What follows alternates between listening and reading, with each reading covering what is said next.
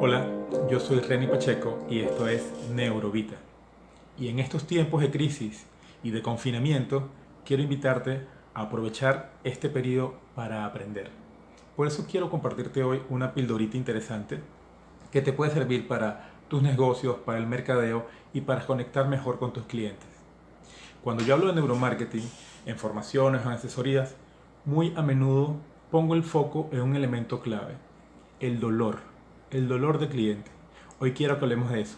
Quiero que hablemos de qué es exactamente el dolor del cliente y cómo influye en la forma en la que nuestro cerebro nos ayuda a tomar decisiones. Acompáñame. De hecho, desde las neurociencias nos llega una premisa muy interesante, y es que nuestro cerebro no es capaz de diferenciar entre el dolor físico y el dolor psicológico. Y esto es clave cuando hablamos de productos, de servicios y de mensajes. De hecho, hemos estado revisando algunos artículos muy interesantes que vienen básicamente a demostrar que el recuerdo de un dolor psicológico, por ejemplo, de una ruptura, de un desencuentro amoroso, de la pérdida de un familiar o de no haber logrado tus metas en la vida, son recordados con más potencia y se olvidan menos en el tiempo que los dolores físicos, que los recuerdos de los dolores físicos, ese accidente, ese dolor en la rodilla, esa fractura, esa apendicitis. Increíblemente, este mecanismo está siendo encontrado por los científicos a medida que avanzan en estas investigaciones y nos está diciendo que de hecho ese dolor psicológico, esa frustración, esos momentos o esas vivencias que nos generan dolor, digamos por las cosas que nos han ocurrido, no físicamente, sino en nuestras vidas, en nuestra interacción con otras personas, es muy potente y es muy resaltado por nuestro cerebro. Estas investigaciones entonces nos abren un abanico de posibilidades. Ya que el dolor psicológico es tan poderoso, sería importante utilizar o centrarnos en aliviar esos dolores para conectarnos mejor con el cliente. Pues por allí va la respuesta. De hecho, quiero presentarte una imagen de un experimento muy interesante y la conclusión va a ser extraordinaria. Fíjate. Este artículo de la prestigiosa revista PNAS nos dice textualmente que el rechazo social comparte la representación somatosensorial con el dolor físico, y básicamente nos muestra en resultados de resonancia magnética funcional que los pacientes, las personas que recordaban un proceso doloroso físico o emocional, activaban las mismas zonas del cerebro como se observa en estas figuras. Entonces, ya sabemos que el dolor físico y el dolor psicológico tienen básicamente la misma base neurológica. Es decir, se procesan los mismos circuitos. Para el cerebro es lo mismo el dolor físico que el dolor psicológico. Digamos, las mismas neuronas se encargan de procesar ambos tipos de información. Ahora recordemos un elemento clave. La gran función de nuestro cerebro es ayudarnos a sobrevivir.